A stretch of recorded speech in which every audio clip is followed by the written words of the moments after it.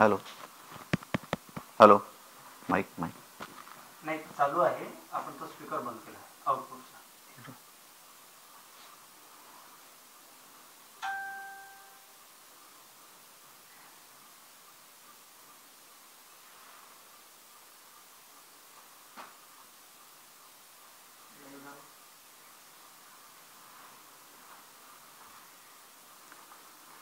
परमपूजनीय श्री गुरुदेव, चराचरात वास करणारे चैतन्यमय गुरुदेव शक्ती, रामकृष्ण परमहंस, लोकमान्य टिळक, स्वामी विवेकानंद, महात्मा गांधी आणि राष्ट्रसंत श्री तुकडोजी महाराज यांच्या विचाराप्रती कृतज्ञता व्यक्त करतो.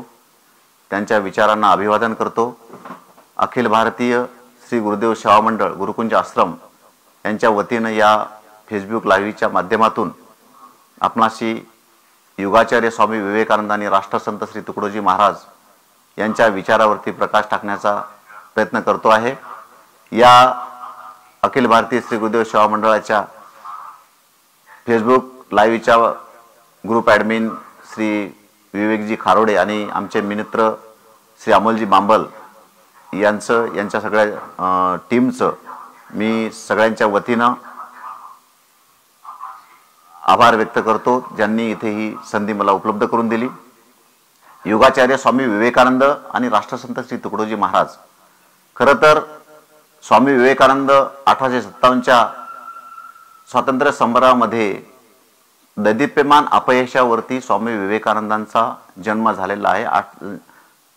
1863 मध्ये स्वामी विवेकानंद जन्माला आले. 1857चं स्वातंत्र्य समर हे या समरामध्ये अपयश आलं. इंग्रजांचं राज्य भारतावरती होतं.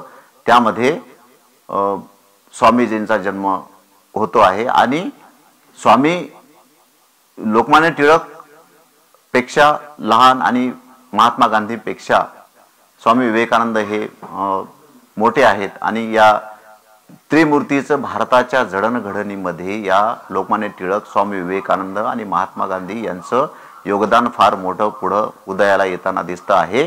आणि या अपयशाच्या वाटा चाखाळत असताना भारताची परिस्थिती जी आहे ती अतिशय धर्मवेडी अशी परिस्थिती भारताची त्या 1857 किंवा विवेकानंद जन्माच्या पार्श्वभूमीवरती दिसते आहे.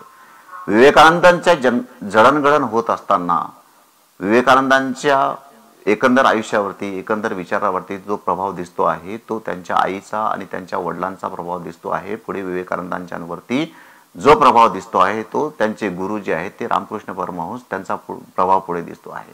असे विवेकानंद बालपणी अतिशय नरेंद्र विश्वरात जो बाल नरेंद्र जो आहे तो अतिशय खोडकर प्रवृत्तीचा असा हा बाल नरेंद्र. त्यांची आई ही अतिशय धर्मप्रायण, अतिशय अध्यात्मनिष्ठ असलेली त्यांची मातोश्री ही शिवभक्त होती आणि ती त्यांना गोरगरिबांना मदत करणं हे त्यांच्या मातोश्रीचं काम होतं. रामायण महाभारताच्या गोष्टी स्वामी बाल नरेंद्रांना त्यांची आई सांगत असे आणि त्याचा प्रभाव पुढे स्वामीजींच्या जीवनावरती पडताना दिसतो. आणि पुढे स्वामीजी पुढे ज्यावेळेस भारताच्या जडणघडणीमध्ये आध्यात्मिक विचारामध्ये काम करतात त्यावेळेस स्वामीजी असं म्हणतात की मी जी घडलो आहे ते माझ्या आईची कृपा त्याच्या पाठीमागे आहे. आणि अशी ही शिवभक्ती आई असताना आई अतिशय खोडकर असा हा बाल नरेंद्र आणि आई एकदा असं म्हणते की मी देवाला एक पुत्र मागितला होता, त्यानं माझ्या पोटी राक्षस जन्म घातला. एवढे हे नरेंद्र अतिशय खोडकर प्रवृत्तीचे, अतिशय उपद्व्यापी प्रवृत्तीचे बाल नरेंद्र आपल्याला दिसत आहेत.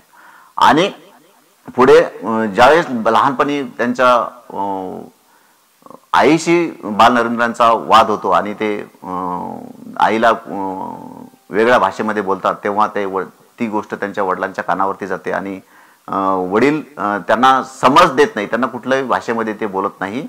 तर ते आपल्या घराच्या भिंतीवरती, दरवाजावरती लिहितात की बाल नरेंद्र आपल्या आईला या शब्दामध्ये बोलला. आणि याचा उद्देश असा वडिलांची जी हातोटी होती मुलांना घडवण्याची, विवेकानंदांच्या वडिलांची जी हातोटी होती ती अशी होती की बाल नरेंद्रांचे मित्र येतील आणि ते बघतील की काय आपल्या आईशी हा बाल नरेंद्र बोलला आणि त्या पद्धतीने त्याला या शब्दामध्ये तो बोलला, त्या पद्धतीने त्याला ती समज वडिलांनी त्याला दिली होती. म्हणजे अशा प्रकारे विवेकानंदांचं जीवन जे आहे, विवेकानंदांचं जीवन हे त्यांची आई आणि त्यांचे वडील या पद्धतीने त्यांच्यावरती संस्कार केले जात होते. पुढे विवेकानंद ज्यावेळेस हळूहळू पुढे जातात आणि आपल्या वडिलांना ते असं विचारतात की तुम्ही धर्मसंस्थांना दान दिलं, तुम्ही देणग्या दिल्या आणि एक वडील म्हणून तुम्ही काय कर्तव्य केलं आहे, असं विवेकानंद लहानपणीच आपल्या वडिलांना विचारतात. तेव्हा त्यांच्या वडिलांनी जे उत्तर दिलेलं आहे मित्रांनो, ते उत्तर अतिशय समर्पक आहे. त्यांचे वडील विवेकानंदांच्या त्या प्रश्नाला उत्तर देताना असं म्हणतात की तू फक्त आरशापुढे जाऊन उभा राहा. म्हणजे स्वामी विवेकानंदांनी त्यांच्या वडिलांना, त्यांच्या आईंनी दिलेलं ते अलौकिक बुद्धिमत्ता आणि त्यांच्या चेहऱ्यावरून ओसंडणारं ते तेज, हे त्यांच्या वडिलांनी त्यांच्या आयुष्यामध्ये त्याला दिलेली फार मोठी देणगी आहे. जी अलौकिक बुद्धिमत्ता जो आहे, ही अलौकिक बुद्धिमत्ता कदाचित भारताच्या जडणघडणीमध्ये खूप मोठा वाटा भविष्यामध्ये उचलते आहे. आणि असे हे विवेकानंद घडत असताना, आईवडिलाचे संस्कार घेऊन पुढे जात असताना 1857चं स्वातंत्र्य समराचं दैदिप्यमान अपयश आपल्या भारत देशामध्ये असताना पुढे जे नवी परिस्थिती जी आहे, नव्या वाटा जे आहे, नवे मार्ग चोखळत अंधारात सचपडत स्वामी विवेकानंद असतील किंवा लोकमान्य टिळक असतील, महात्मा गांधी असतील किंवा रामकृष्ण परमहंस जे असतील, हे आपल्या वाटा चोखळत ते उभे आहेत.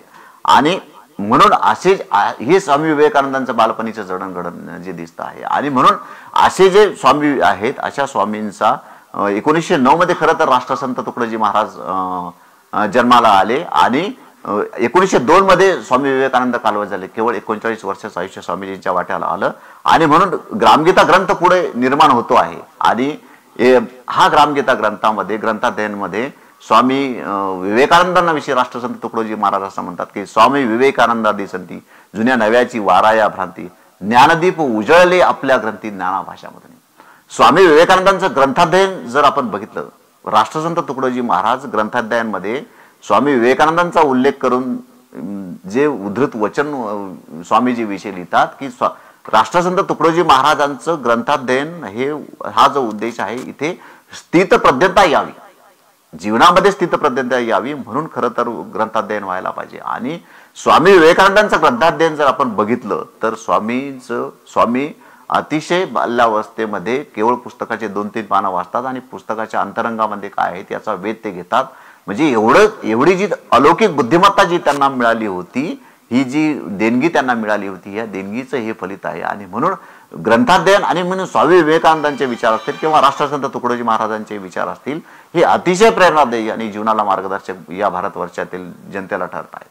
आणि हे जे ग्रंथाध्ययन आहे ह्या आणि राष्ट्रसंत तुकडोजी महाराजांचं जर आपण बघितलं की वारकरी संप्रदाय आणि दत्त संप्रदायांचं संगमानं त्या विचारावरती राष्ट्रसंतांचं जीवन घडतं आहे. वडील जरी वेगळ्या विचारसरणीचे जरी असले तरी आई मात्र अत्यंत अध्यात्मपरायण अशी होती.